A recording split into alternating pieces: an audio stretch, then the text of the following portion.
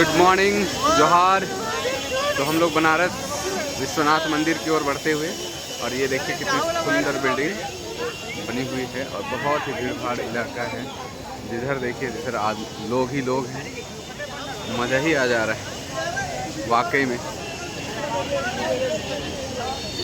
इधर विश्वनाथ मंदिर है, इधर बहुत सारे कपड़े वगैरह बिक रहे हैं। याओ बांसुरी,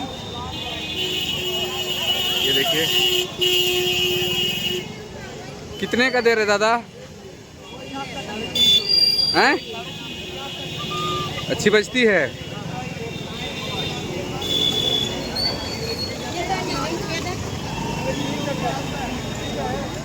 ये बांसुरी बहुत ही शानदार। एक दीजिए ना, ये वाला बजेगा, ये वाला अच्छा छोटा दीजिए था। लाइए बजा के देखते हैं।